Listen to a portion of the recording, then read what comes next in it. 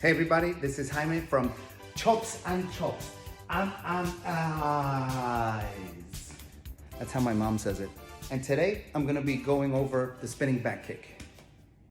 We're gonna go over the spinning back kick in three different sections. So positioning, the distance, and then the actual steps to the move.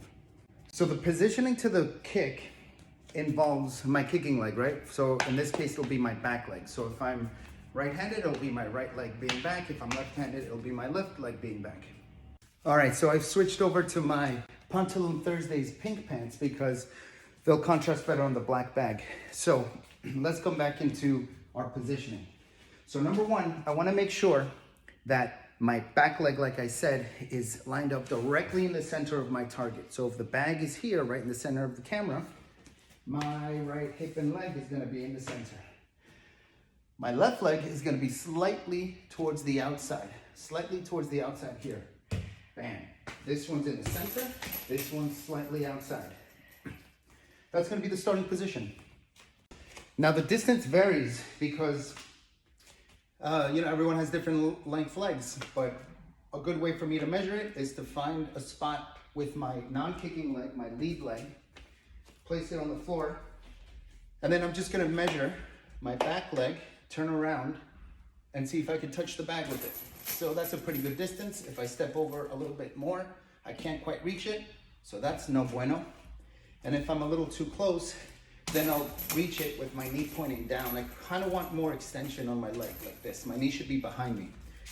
All right, now it's time to actually do the steps of the kick. So I have my positioning, I have my distance, and we're gonna do the kick in 4 steps. Numero uno. I wanna make sure that my lead leg does what we call here a cross step, right? So when my foot is on this side, I just wanna bring my lead foot to the opposite side. So this will be right in the center. See, I'm gonna turn so you can see the bag behind me. This foot is right in the middle of the bag, and this foot is right outside the edge. I'm just gonna take my lead foot and cross step here. There we go, all good? So cross step, I've crossed my legs. My lead foot is now towards the outside of the bag, not in the center, not on the inside where we started, but the opposite side here, bang. That's step number one. Step number 2, spinning back kick, I'm gonna spin. So, 1, 2, that's it. I turn around and I spin. Number 3 is probably the most, I would argue the most important step, and unfortunately it's the one that's skipped the most. Number 3, most important, you gotta look at where you're kicking. So, if I'm looking at the bag, I'll cross step 1, I'll spin 2, I'll look, number 3. I can see the bag, I can see my target. Number 4, throw the back kick. Ooh. Throw my hip, pick up my knee, and push my weight through my foot. Here we go. Hey, there we go, let's do it again in steps. 1, 2, 3, 4. Step number 1, cross step. Step number 2, spin. Step number 3, look.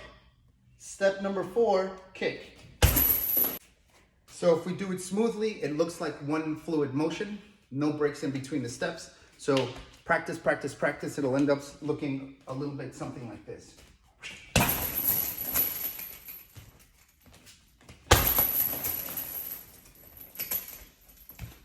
Spinning back kick. All right, so I have my lovely assistant, the Dragon, here to help me out, explaining how to kick somebody with it. So we're just gonna go over 2 scenarios, all right? And I'm gonna have my back towards the camera for you to see my vision. All right, scenario number 1, the dragon is in front of me. So she's in front of my hips, I have my stance, she's squared, I'm squared. Not really the ideal time to throw the kick because it would require a very big step to cross and then kick. And this big cross step gives the kick away. If I kick without cross stepping, I'll be off target. If I kick without cross stepping, I'll kick this way. I need to make sure that I point my back hip at her. So it requires me to cross step and spin. It's right, boom, on target.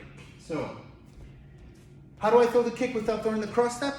Well, maybe she could take the step for me. So one of the things that I'm gonna do is encourage her to take a step towards her right. So I have my leg here, I just need her to step on the opposite side of my hand.